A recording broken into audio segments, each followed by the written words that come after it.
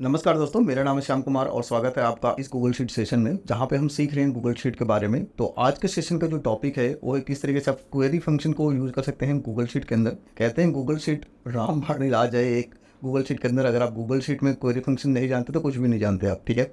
तो आपको query function को बहुत ज़्यादा सावधानी से सीखना है और साथ में प्रैक्टिस करना है, क्योंकि बहुत सारी चीज़ें इसमें होती हैं।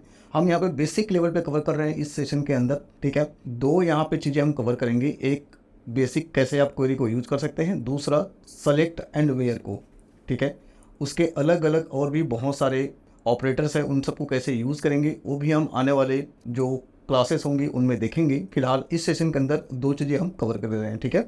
तो जल्दी से चलते हैं अपने कंप्यूटर स्क्रीन में और समझते हैं कैसे इसको यूज़ करना है। इसके लिए मैंने यहाँ पे 3 डेटा टेबल रखा है, ठीक है। एक टैब पे रखा है रॉ डेटा, जहाँ पे मेरे पास रॉ डेटा अवेलेबल है। दूसरे पे है क्वेरी बेसिक्स और तीसरे पे है क्वेरी सेलेक्ट एंड वेयर। तो स्टार्ट करते हैं सबसे पहले हम रॉ डेटा से। रॉ डेटा में है क्या, इससे पहले के सेशंस अगर आपने सही ढंग से देखे हैं तो समझ में आएगा आपको आईडी। तो आपको समझ में आएगा कि जो डेटा है सेम डेटा है, बस हमें यहाँ पे यूज़ करना है क्वेरी बेसिक्स में। जैसे कि आपने देखा यहाँ पे order date, region, sales person, item, units, unit cost, total और यूआईडी, मुझे सारे ही यहाँ पे वैल्यू चाहिए, ठीक है। जैसे ही कोई नया डेटा आता है वहाँ पे रॉ डेटा के अंदर, तो मुझे यहाँ पे ऑटोमेटिक पता होना चाहिए, मिलना चाहिए, ठीक है।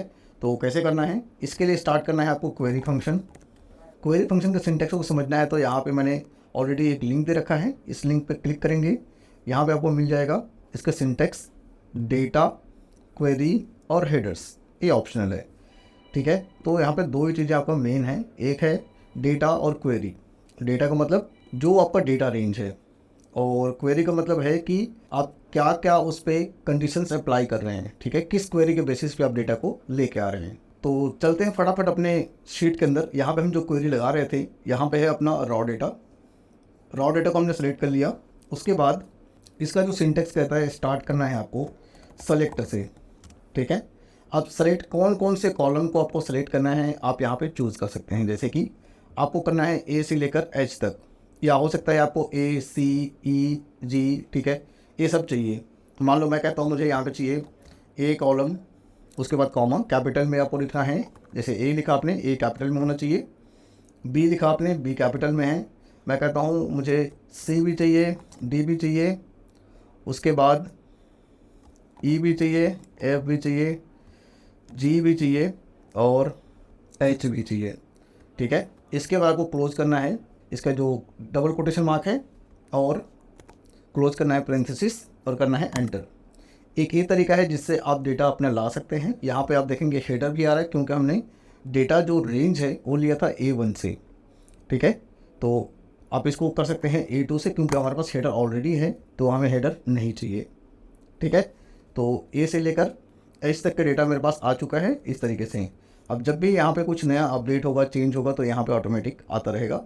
आपको इज इक्वल टू लगाने की ज़रूरत नहीं है, यहाँ पे क्वेरी फंक्शन आपने लगा लिया है, ठीक है। ये तो हो गया बहुत ही बेसिक। अब अगर मैं कहूँ कि इसमें ऐसा हो कि मैं चाहता हूँ कि एक ही लाइन में ख़त्म कर दूँ मैं ये सब, इतना सारा मुझे टाइप करने की ज़रूरत ना पड़े, ठीक है। सेलेक्ट ऑल करना है, मुझे सभी को एक साथ में चाहिए।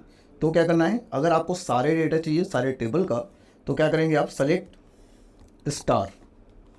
क्या लिखेंगे, सेलेक्ट स्टार। स्टार का मतलब है सारे ही डेटा आपको चाहिए जितना टेबल में है, ए से लेकर एच तक की, ठीक है, और करना है एंटर।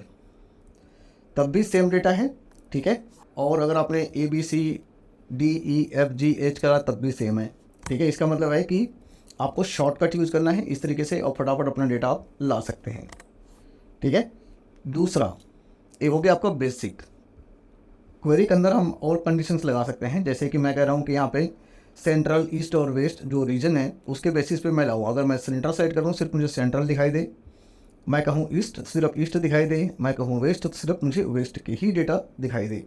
इसके लिए क्या करना होगा, सेम फार्मूला हम यूज करेंगे क्वेरी का, ठीक है। और चलते हैं रॉ डेटा में। हमारे पास रेंज कहाँ से स्टार्ट हो रहा है, A2 से H तक, ठीक है।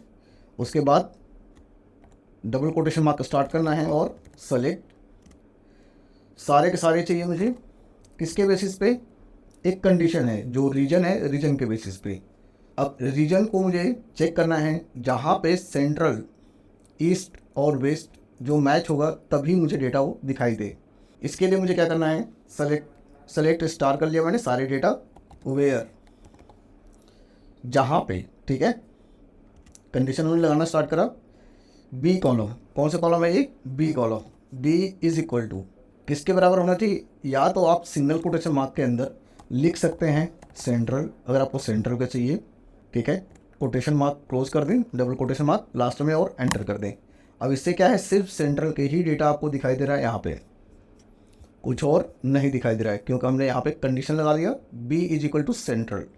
अब आप हर बारी लिख नहीं सकते इसको, तो क्या करेंगे, रेफरेंस हम यहाँ पे यूज़ कर सकते हैं। तो अगर आपको टेक्स्ट यूज़ करना है, टेक्स्ट के लिए आपको सिंगल कोटेशन मार्क यूज़ करना है इस तरीके से, ठीक है। अगर आपका जो वैल्यू है वो नंबर में है तो आपको कुछ भी नहीं यूज़ करना है यहाँ पे, जैसे कि 100 मान लो, तो 100 तो सीधा आप 100 लिख देंगे इस तरीके से। डबल कोटेशन मार्क आपको क्लोज कर देना है क्योंकि न्यूमेरिक में है, तो आपको इस तरीके का वैल्यू दिखाई देगा। अगर आपका सिंगल कोटेशन मार्क है मतलब टेक्स्ट में है, कोई कोटेशन मार्क आपने नहीं लगाया है, इसका मतलब है नंबर है, ठीक है। अगर वो डेट होगा तो डेट के लिए आपको डेट यहाँ पे लिखना पड़ेगा और single quotation mark, double quotation mark, ये सब कुछ यूज करना पड़ेगा। तो हम इसके जो डीप क्लासेस हैं उनमें सीखेंगे सारी चीज़ें, फिलहाल आप एक्सप्लोर कर सकते हो यहाँ तक की चीज़ें, ठीक है। नंबर के लिए हमने देख लिया यहाँ पे, और इससे पहले हमने टेक्स्ट के लिए देख लिया तो कैसे लेके आते हैं, ठीक है। लेकिन हमने रेफरेंस अभी चूज़ नहीं किया है, तो मुझे यहाँ पे रेफरेंस लेना है बी इज इक्वल टू इस C1 के बराबर हो, C कॉलम में है, C1 के बराबर हो, मतलब जो वेस्ट लिखा है इसके बराबर हो। इसके लिए क्या करना होगा, जब भी आपको रेफरेंस पिक करना होता है वहाँ पे सिंगल कोटेशन मार्क यूज़ करना है, डबल कोटेशन मार्क, उसके बाद M% का साइन, वापस से फिर से उसी सीक्वेंस में क्लोज करते चलना है, M%, डबल कोटेशन मार्क और सिंगल कोटेशन मार्क। अब जो M% का साइन दिख रहा है उसके बीच में आपको सेलेक्ट करना है जो आप यहाँ पे ढूंढना चाहते हैं, ठीक है। जैसे C1 मैंने सेलेक्ट कर लिया यहाँ पे और करता हूँ मैं एंटर, ठीक है। तो वेस्ट के ही डेटा मुझे यहाँ पे दिखाई दे रहे हैं, ठीक है। अगर मान लो ये नंबर होता तो क्या करते, आप सिंगल कोटेशन मार्क यहाँ से हटा देते और एंटर कर देते। अगर ये न्यूमेरिक होता, अभी एरर दिखा रहा है क्योंकि ऐसा कुछ नहीं है, ठीक है। तो क्या कर सकते हैं, आप रेफरेंस चूज़ कर सकते हैं, single quotation mark, double quotation mark, M%, इसी को स्टार्ट करते हैं, इसी सीक्वेंस में वापस क्लोज करते और पिक करते कौन सा आपका रेफरेंस सेल है, ठीक है। उसके बेसिस पे आपका डेटा आ सकता है। तो यहाँ पे जब भी आप चेंज करेंगे, ईस्ट करा मैंने, ईस्ट का डेटा, सेंट्रल करा, सेंट्रल का डेटा, तो हम इस तरीके से क्वेरी को यूज़ कर सकते हैं, ठीक है। आप इसको प्रैक्टिस करें, समझ में आएगा कैसे आप इसको यूज़ कर सकते हैं। उम्मीद करता हूँ ये वाली जो सेशन है यूज़फुल रहा होगा।